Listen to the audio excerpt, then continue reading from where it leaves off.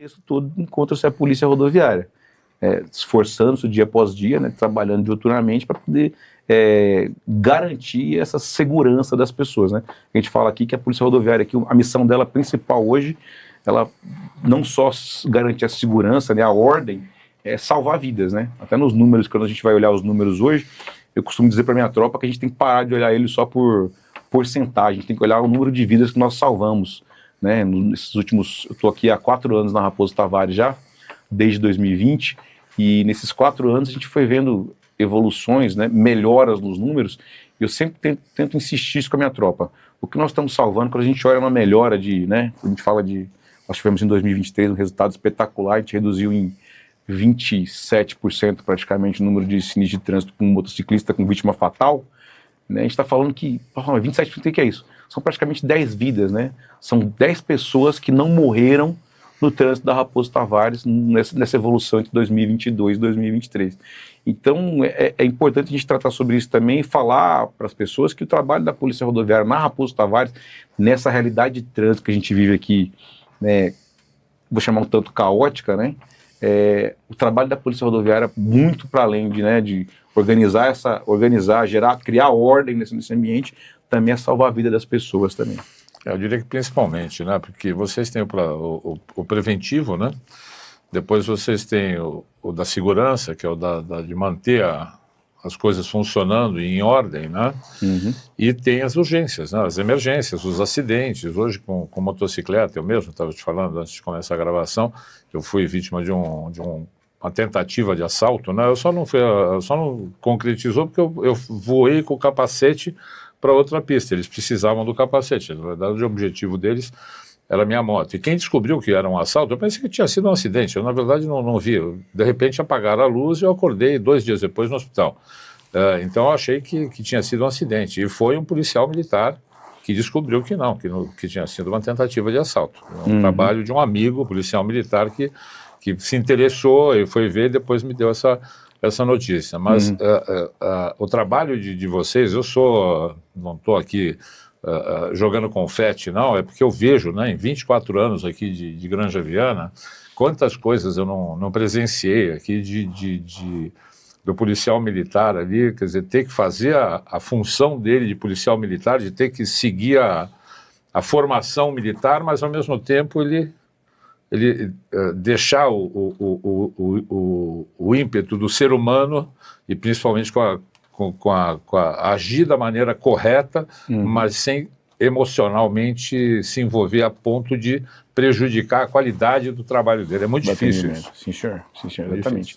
A atuação policial, ainda mais na rodovia, né? Já que o nosso objetivo é falar da Raposo Tavares, eu vou sempre tentar trazer, né, para esse ambiente. O policial rodoviário, e é até uma coisa que eu até agradeço esse espaço para poder falar sobre isso para as pessoas. Olha-se o policial rodoviário muito pelo aspecto do poder de fiscalização dele. Da multa, isso exatamente. O policial me multou. O policial rodoviário, nós costumo chamar de guarda, né? Pô, o guarda me multou.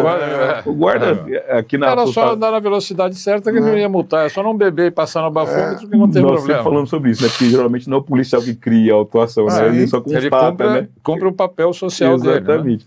Só que é importante a gente falar sobre isso porque como nós falávamos anteriormente, a autuação também, para além da questão arrecadatória, né, porque vai arrecadar de um modo ou de outro, ela tem um papel que eu julgo principal, né, que está escrito lá no Sistema de Trânsito Nacional, que é o papel, eu vou chamar de didático. O esforço legal faz parte do sistema de trânsito, e a autuação ela tem um papel didático. Pelo menos eu acredito nisso, eu já fui autuado algumas vezes na minha vida, boa parte das condutas que eu deixei de agir, de tomar, dirigindo um veículo, eu deixei de tomar. Por quê? Porque eu fui autuado. Então ela tem esse papel. E para além, como você falou, para além da função de fiscalização, inúmeras vezes, ou na grande maioria das vezes, o primeiro a atuar num acidente de trânsito desse, num sinistro de trânsito desse, numa situação que a pessoa se coloca ela está num grande risco, é o policial militar. Sim. Ele vai ter que atuar ali de maneira, como eu disse, profissional, tecnicamente adequada. Saber o que fazer, ter o discernimento correto na hora certa. Exatamente. Né? E tem que ser humana também. 2 minutos depois, às vezes, significa a diferença entre a vida e a morte da pessoa acidentada Sim, ou senhor. envolvida num acidente. E tem um aspecto importante de falar na rodovia, principalmente no policiamento rodoviário, que é um aspecto assim que a mim toca muito, porque eu sempre, como eu disse para os senhores, né, sempre que a gente vê uma redução, a gente pensa naquela vida que foi preservada. Porque eu sempre costumo dizer que na rodovia, infelizmente, no trânsito do Brasil, nas rodovias as pessoas morrem inocentes. A grande parte das pessoas que morrem, por mais que você tenha uma conduta inadequada, né, a gente sabe, eu estive outro dia num simpósio sobre segurança de trânsito, falando sobre essa questão da conduta, da pessoa que morre, quem que é o perfil do usuário que morre no trânsito hoje.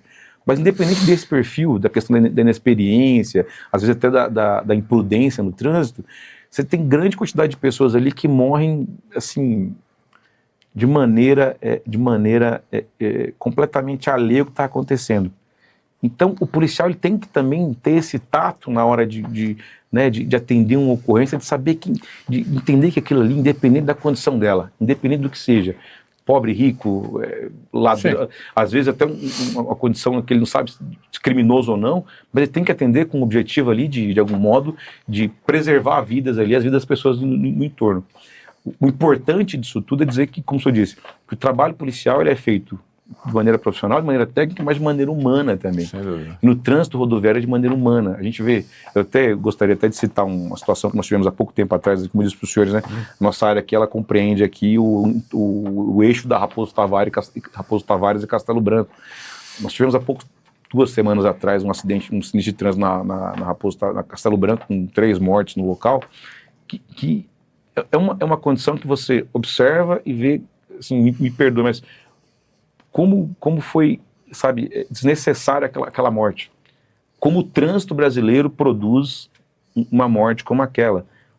O carro quebrou, não tinha o que fazer, saiu desesperado do veículo, numa rodovia de alta velocidade, as pessoas estão dirigindo com aquela pressa de chegar, não houve tempo de parar, o carro foi colidido, 3 pessoas morreram dentro do veículo, entre outras tantas histórias que a gente tem aqui na Raposo Tavares, principalmente na Raposo Tavares, porque hoje, na área aqui da nossa companhia, da 4ª Companhia do 5º Batalhão de Polícia Rodoviária, que é a área que onde nós encontramos aqui, da qual eu sou comandante de pelotão de Polícia Rodoviária, a gente tem aqui na Raposo Tavares, a gente sofre muito, porque, como eu dizia, quem que é o usuário que acaba falecendo, morrendo na Raposo Tavares? Nossos números aqui, eles não contrariam em nada o que é a média nacional, doutor Paulo, não se contraria em nada. Quem morre é o motociclista, é o garoto, é o homem jovem de 18 a 25 anos, geralmente inexperiente, com pouco tempo de condução. Nós vemos ultimamente, desde a pandemia, nós estamos vendo um crescimento muito grande de usuários de motocicleta por necessidade. Quantidade enorme pelo custo do transporte, né? Não só pelo custo, mas por ganhar a vida também. Sim. Hoje em dia, com a quantidade de aplicativos de entrega, é muito mais fácil ele conseguir uma motocicleta, né? A gente tem até aplicativos hoje que alugam uma motocicleta e ele vai ganhar a vida dele, ele vai enfrentar aí o dia a dia dele em cima da motocicleta. E com isso a gente vê o aumento de pessoas morrendo. Geralmente são homens jovens, entre 18 e 25 anos, geralmente inexperientes na condução de uma motocicleta, inexperiente nesse ambiente, nesse cenário de trânsito que ele encontra aqui na Raposo Tavares. Essas pessoas acabam morrendo. E aí, isso aí é até um aspecto que quando a gente vai pensar, a gente vai estudar, olhar para a realidade do trânsito no Brasil hoje, é um aspecto muito sério, porque são pessoas jovens, que geralmente eles estão no início da sua vida produtiva. Sua vida produtiva, sua vida afetiva, às vezes iniciando a sua vida familiar também, quer dizer, estão casados há pouco tempo, têm uma namorada, filhos pequenos.